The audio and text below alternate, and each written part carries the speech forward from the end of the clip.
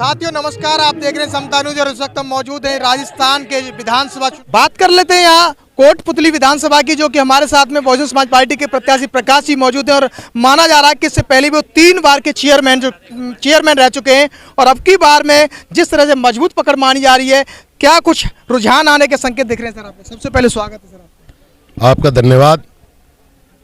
राजस्थान में और पूरे हिंदुस्तान में तीसरी शक्ति है तो बहुजन समाज पार्टी है।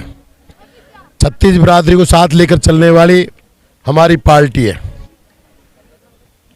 जनता ने दोनों पार्टियों को देखा है, एक सांपनाथ एक नागनाथ है। दोनों पार्टियां जुमले डालती हैं, केंद्र सरकार की नरेंद्र मोदी सरकार और गहलोत सरकार हो, ये लोग अपने लोगों से टैक्स वसूल करते हैं। पेट्रोल डीजल का भाव है, क्या दे रहे हैं? एक मोबाइल दे देते हैं छोटा सा, इसमें भारी भ्रष्टाचार है। चिकित्सा सेवाएं हैं, आप जाइए, जांच वगैरह फ्री नहीं है सरकारी, उसमें थोड़ा ऑपरेशन होगा जिसका होगा उसमें भारी भ्रष्टाचार है। कोटपुतली विधानसभा क्षेत्र का विधायक और पूर्व मंत्री हमारे कोटपुतली को शर्मसार किया है।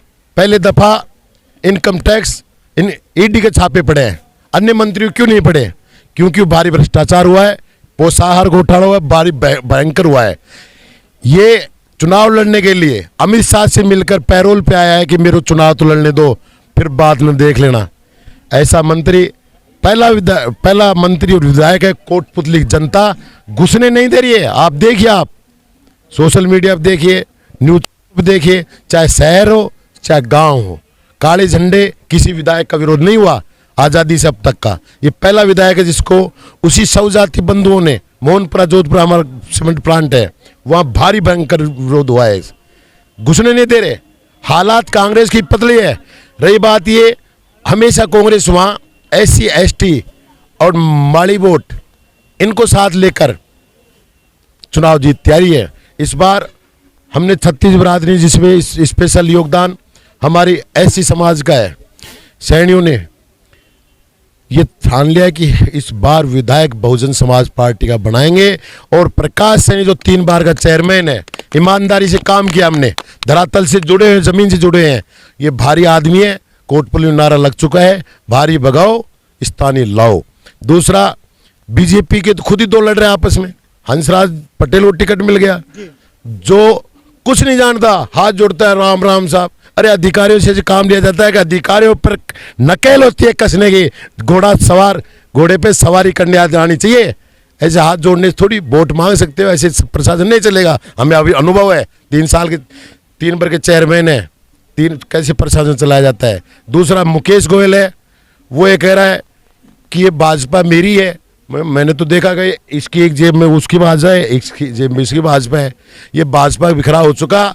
और वहाँ स्थानीय मीडिया है, बाउंडर मचा रखी। जो आदमी टिकट से नहीं जीत सका वो क्या जीतेगा? निर्दलीय क्या जीतेगा? आप बताइए।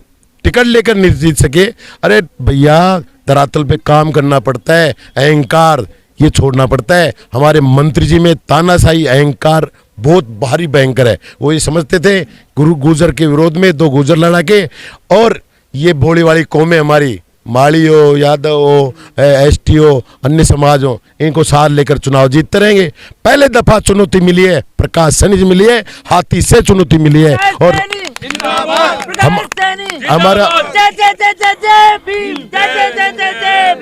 हमारी हर बूथ पे पार्टी के पास संसाधन जरूर कम है, लेकिन लोगों के दिलों में कमी नहीं है। दिल ऐसी जगह गया हूँ मैं, ऐसी ढाणियाँ गया हूँ, बोले चेयरमैन साहब आप आए हो, हमारे पास तो आते भी नहीं है, 5 साल में वोट देना तो पड़ता है, लेकिन आपके साथ घबराओ मत, हम आपके पास देंगे, आपको वोट देंगे, हाथी के निशान पे देंगे, और कोई संसाधन की जरूरत है नहीं है। और एक चीज और कहना तो, सौभाग्य है कोटपुतली का, मेरा हाथी गणेश का रूप है और मेरा चुनाव बैलेट पेपर पे 1 नंबर पे है। जैसे EVM खुलेगी, गणेश जी के दर्शन होंगे, 1 नंबर पर रहेगा गणेश जी। क्या लग रहा है, पहले से ही आप 3 बार के चेयरमैन रह चुके हैं और धरातल पर जिस तरह से मजबूत पकड़ बनी हुई, अब की बार में कितने मत आपको मिल सकते हैं? कैसी जीत हासिल होगी आपको? मैं इसका अंदाजा नहीं लगा सकता। जब EVM खुलेंगी तो मेरा तो कह रहा हूँ कि कांग्रेस की तो जमानत जब्त होगी, ये तो 101% है। यदि बिगड़ जातिवाद का चुनाव होता है तो हम कम से कम 20,000 वोटों जीतेंगे, जातिवाद का चुनाव नहीं हुआ तो। कांग्रेस की वहाँ जमानत जब्त है, तीसरे चौथे नंबर पर जाएगी। जो कांग्रेस को वोट देते थे, हम ये कहते थे भाई बीजेपी को वोट नहीं देते, हम अडवी में वोट देते थे। अब के इस बार अडवी खत्म, हाथी फर्स्ट। तो ये थे मेरे साथ में प्रकाश सिंह जी जो कोटपुतली विधानसभा से आते हैं। और अब बात करते हैं, अगर आप विधायक बन करके जीत करके अगर आते हैं तो सबसे पहले अपने क्षेत्र में किन किन मुद्दों को लेकर विकास कराएंगे? पहले तो ये जो भय व्याप्त हो रहा है मंत्री जी का, इस भय को खत्म करूंगा। कोई भी मेरी जनता की तरफ, मेरी बहन बेटियों की तरफ आंख उठा के नहीं देख सकता, ऐसा शासन प्रशासन देंगे। रही बात भ्रष्टाचार की, भ्रष्टाचार हम खत्म करेंगे। जो भ्रष्टाचार नगर परिषद में हो, चाहे अन्य डिपार्टमेंट हो, चाहे अवैध खनन हो, उसको खत्म करेंगे। कोटपुतली की जो भी समस्याएं 10 साल में राजेंद्र जी ने पैदा कर दी, उन सब को हम नंबर वाइज लेकर फर्श बिछाकर चौपाल में बैठकर, छत्तीस बिरादरी में बैठकर निर्णय मेरी छत्तीस बिरादरी को होगा, हस्ताक्षर प्रकाश सैनी करेगा, वो समस्या हम सोल्व करेंगे। भी राजस्थान में 6 विधायक जीत करके आए थे और उन्होंने पाला बदल लिया था। क्या आप भी जीतने के बाद में पाला बदलेंगे या फिर टिके रहेंगे? मैं एक बात कहना चाहता हूँ, मेरे बारे में ये कहा गया कि तो बैठ जाएगा कांग्रेस, ये कांग्रेस ये। अरे मैंने कहा भैया, हाथी कभी बैठता नहीं है, चलता रहता है। बैठा देखा है क्या आपने? वो लोगों ने नहीं, मजबूती से चुनाव लड़ रहे हैं। दूसरी बात, आज कोई आदेश प्रकाश से नहीं मानेगा तो बहन मायावती जी हमारे सुप्रीमो, उनके आदेश मानेंगे। रही बात बाबा साहब ने भी आपने इंटरव्यू लिया, हम मजबूती के साथ रहेंगे। कोई खरीदना माईलाल नहीं, इस बार कैंडिडेट बहुत छाट के दिए, अच्छी दिए, चाहे गहलोत जी हो, मैं सैनी जाति जी हूँ, लेकिन नहीं, मेरी सुप्रीमो बहन मायावती जी हैं। मायावती जी जो फैसला करेंगे उसके साथ रहेंगे। रही बात पार्टी तोड़ने की, हमारी सीटें भैया इतनी आ जाएंगी, वो व्हीप का मामला होता है ना, कोई नहीं भगेगा। सीटें ज्यादा आ रही हैं, कम थे। इस बार जो बसपा छोड़ के गए विधायक, उनकी हालत देख लीजिए। संदीप यादव जी की देख लीजिए क्या हालत रही, लड़ने लायक नहीं रहे। दीपचंद खेरिया जी की देख लीजिए, और राजेंद्र सिंह गुढ़ा की देखिए, लाल डायरी। अरे आप थे कहाँ थे तुम? कांग्रेस में जमकर माल कूट रहे थे, किनके साथ? गहलोत जी के साथ, धर्मेंद्र राठौड़ जी के साथ। जब क्यों नहीं खोली इन्होंने? क्यों नहीं खोली? मेरे ख्याल में सौदा नहीं पटा होगा। ऐसे विधायक नहीं, इस बार ऐसे विधायकों को टिकट नहीं दिया। बसपा ने आए थे नाक रगड़ते हुए, बहन जी ने कहा नहीं, ये गद्दार हैं, गद्दारों की सजा जनता देगी इनको।